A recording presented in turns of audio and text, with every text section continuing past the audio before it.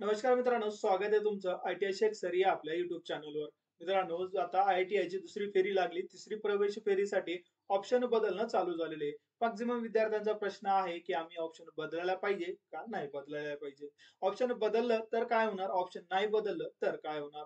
जे पहिले ऑप्शन दुसरे ऑप्शन दिलेले तेच कंटिन्यू होणार का त्याला डिलीट करावं लागणार.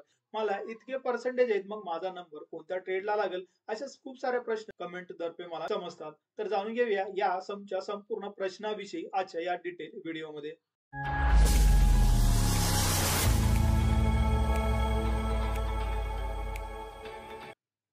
तर मित्रांनो, ज्या वेळेस तुम्ही ITI चा फॉर्म भरल्याच्या नंतर तुम्ही कन्फर्मेशन झाल्याच्या नंतर ऑप्शन फॉर्म ही निवड केलेली आहे. आता ITI ची पहिली यादी लागली, दुसरी यादी लागली, आता तिसरी यादी जवळपास लागणार आहे. तिसरी यादीचा संपूर्ण डिटेल टाइम टेबल आपण ऑलरेडी चॅनलवर अपलोड केलेला आहे. व्हिडिओ लिस्ट चेक केल्याच्या नंतर तुम्हाला समजून येईल त्यामध्ये संपूर्ण टाइम टेबल काय सांगितण्यात आलेलं आहे. आजचा व्हिडिओ बनवण्यामागचा मुख्य उद्देश म्हणजे मॅक्झिमम विद्यार्थ्याला आता प्रश्न पडलाय की आता ऑप्शन फॉर्म जे आहे ते आपण भरायला पाहिजे का नाही भरायला पाहिजे.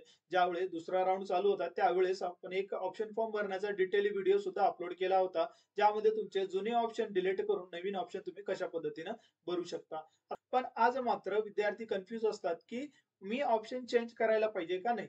पण तुम्हाला आज ऑप्शन मात्र चेंज करायची गरज आलेली आहे मित्रांनो. तसे तर ऑप्शन तुमचा पहिला, दुसरा, तिसरा, चौथा राऊंड पर्यंत कंटिन्युअसली चालत असतात, पण मात्र तुम्हाला आज ऑप्शन चेंज करणं गरजेचं आहे. आता चेंज करणं का गरजेचं आहे याचं तुम्हाला थोडंसं समजावून सांगतो. तर बघा, आता तुम्हाला सर्वात महत्वाचं काम करायचंय वेकेंट सीट रिपोर्ट डाउनलोड. आता वेकेंट सीट रिपोर्ट का डाउनलोड करायचं याच्याविषयी ऑलरेडी आपण नेहमी सांगतच आलेलं आहे.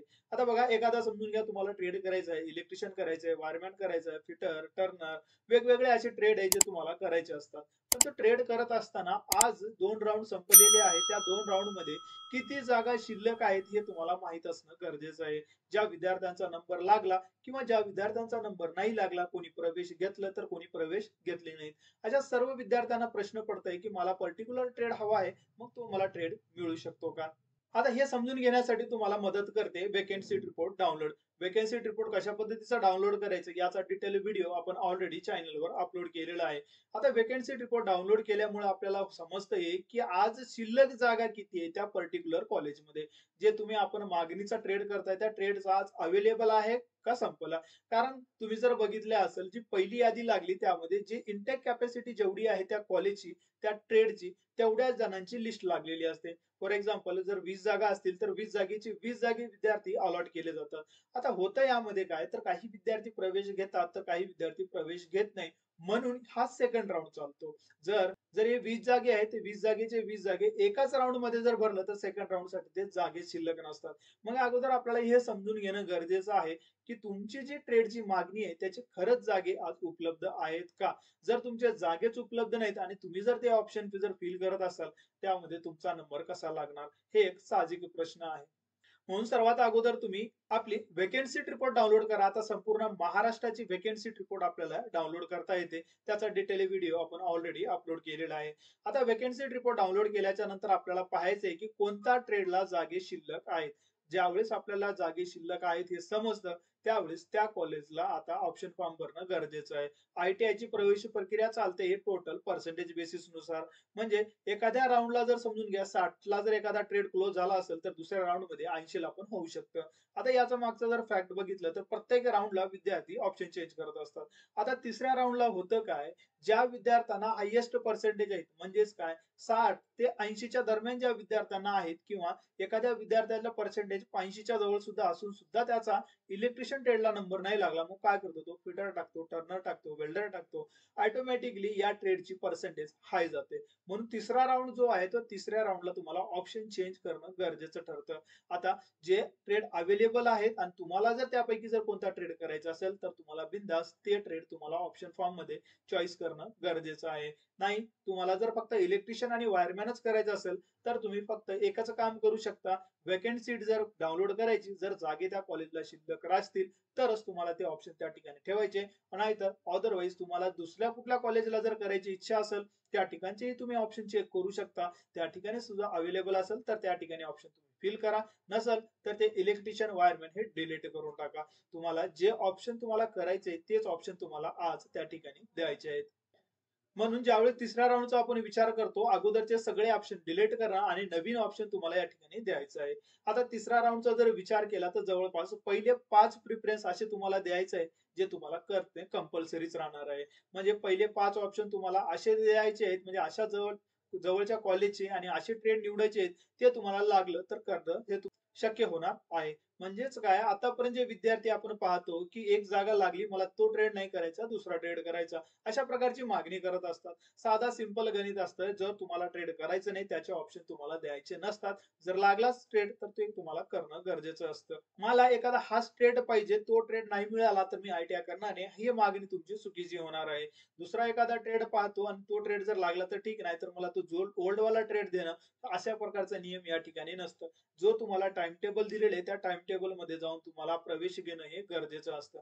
म्हणून या तिसऱ्या राऊंड मध्ये तुम्ही प्रत्येकाने आपले आपले ट्रेडचे ऑप्शन हे तुम्ही चेंज करा. चेंज केल्यामुळे होणार काय आहे की तुम्हाला एक तर वेकेन्सी रिपोर्ट डाउनलोड केल्यामुळे किती जागा शिल्लक आहेत हे तुम्हाला समजणार आणि त्यानंतर तुमच्या त्या वेकेन्सी रिपोर्ट नुसार तुम्हाला तुमचे ऑप्शन फॉर्म हे फिल करा. तुमच्या पर्सेंटेज नुसार सुद्धा या ठिकाणी ऑप्शन फॉर्म भरणं गरजेचं आहे. आता या तिसऱ्या राऊंड साठी मात्र मेरिट जे आहे ते हाय लागतं, इव्हन पहिला आणि दुसऱ्याच्या व्यतिरिक्त. कारण की पहिल्या राऊंड मध्ये नंबर नाही लागला, दुसऱ्या राऊंड मध्ये नंबर नाही लागला, तिसऱ्या राऊंड मध्ये विद्यार्थी मॅक्झिमम विद्यार्थी आपले ऑप्शन चेंज करून टाकतात. इलेक्ट्रिशियन वायरमॅन जवळपास 90% जवळपास एक क्लोज झालेलं असतं, म्हणजेच या दुसऱ्या राऊंड मध्ये. वेकेन्सी रिपोर्ट आज एकदा डाउनलोड करून तुम्हाला समजणार नाही. प्रत्येक दिवशी संध्याकाळी 6 ते 8च्या दरम्यान तुम्हाला ते डाउनलोड करायचं आहे. ज्या वेळेसही विद्यार्थ्याचं ऍडमिशन होईल त्यावेळेस तो एक जागा कमी झालेली तुम्हाला या ठिकाणी दिसेल. म्हणजे दिवसभर प्रवेश चालल्याच्या नंतर संध्याकाळी तुम्हाला समजणार की त्या कॉलेजला किती ऍडमिशन झाले आणि किती शिल्लक राहिले. आता वेकेन्सी रिपोर्ट मध्ये ज्या वेळेस आपण संपूर्ण माहिती समजून सांगितली होती, 2 कॉलम होते, एक अवेलेबल सीट आणि एक वेकेंट सीट. कशा पद्धतीने पाहायचं तो व्हिडिओ पाहिल्याच्या नंतर तुम्हाला समजून येईल. म्हणून शक्यतो काय करायचं, तिसऱ्या राऊंड साठी ऑप्शन फॉर्म भरणं आता चालू झालेलं आहे.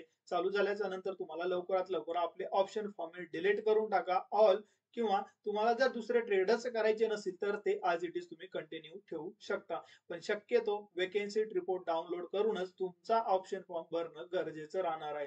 म्हणून तुम्हाला सर्वात प्रथम वेकेन्सी रिपोर्ट डाउनलोड करा. डाउनलोड केल्याच्या नंतर तुमचे हे ऑप्शन फॉर्म भरा. परत एकदा यामध्ये सांगतो, जो तुम्हाला ट्रेड करायचा आहे त्याची जर जागे शिल्लक असतील तरच त्याचे ऑप्शन फॉर्म तुम्हाला द्यायचे आहेत. जर ते जागा ऑलमोस्ट जर क्लोज झाली असेल तर तुम्हाला त्याचे ऑप्शन द्यायचे नाहीत. अदर एखादा जर ट्रेड करायचा असेल तर त्याचे ऑप्शन तुम्ही या ठिकाणी देऊ शकता. जर तुमच्या मनासारखे जर ट्रेड जर नसतील आणि त्या ठिकाणी जर तुम्हाला प्रवेश दुसऱ्या ट्रेडला घ्यायचा नसेल तर तुम्ही आयटीआयचा नाद सोडू शकता.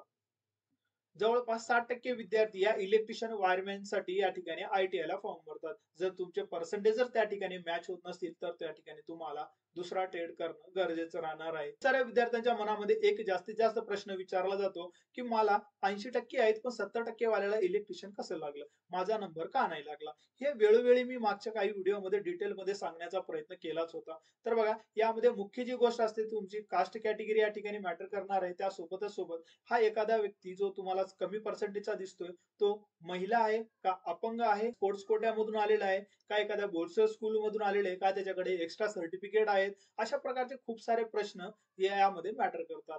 तुम्ही एखाद्या अदर डिस्ट्रिक्ट मधून असाल आणि तो जर होम डिस्ट्रिक्ट मध्ये असेल तर त्याला 90% जागे अलॉट असतात आणि तुम्हाला 10% जागे अलॉट असतात. हे सगळे असे प्रश्न आहेत ज्यामुळे त्याचा नंबर हा तुम्हाला कमी पर्सेंटेजला लागताना सुद्धा दिसतोय. यामध्ये कुठलाही गोळ होत नाही, कोणीही पैशाचा या ठिकाणी फेरफार करत नाही. एक मुद्दा तुम्हाला समजून घ्यायचा आहे, ही संपूर्ण प्रक्रिया ही कम्प्युटराइज्ड असल्यामुळे यामध्ये कोणीही छेडछाड नाही करू शकत. मी नेहमी सांगत असतो, जास्त मागणीचं जे ठिकाण आहे, जास्त मागणीचे जे ट्रेड आहे त्या ठिकाणी जास्त फॉर्म येतात आणि एखाद्या तालुका प्लेस आहे कॉलेजला येण्या जाण्यासाठी सुख सुविधा नसतात, कमी फॉर्म येतात. फॉर्म आले त्या ठिकाणी कट ऑफ वाढला, कमी फॉर्म आले त्या ठिकाणी कट ऑफ ऑटोमॅटिक कमी झाला. म्हणून या सगळ्या गोष्टीचा विचार करून आज तुम्हाला तिसऱ्या राऊंड साठी ऑप्शन भरायचेच आहेत. या अगोदरचे ऑप्शन संपूर्ण डिलीट करा. तुमच्या टक्केवारीनुसार आणि तुमच्या अवेलेबल सीट नुसार किती जागे शिल्लक आहेत यानुसार तुम्हाला ऑप्शन फॉर्म नव्याने भरून घ्यायचे आहेत. नाही भरलं तरी चालेल, पण का भरायला पाहिजे याच्याविषयी मी अगोदरच या ठिकाणी बोललेलो आहे. तर मित्रांनो, या आयटीआय प्रवेश प्रक्रिया 2025 आणि 26 मध्ये तुम्हाला काही अजून काही अडचण येत असेल, कशाविषयी माहिती हवी असेल तर मला कमेंटद्वारे कळू शकता. तर भेटूया नेक्स्ट व्हिडिओमध्ये नवीन अपडेट सोबत. तोपर्यंत नमस्कार.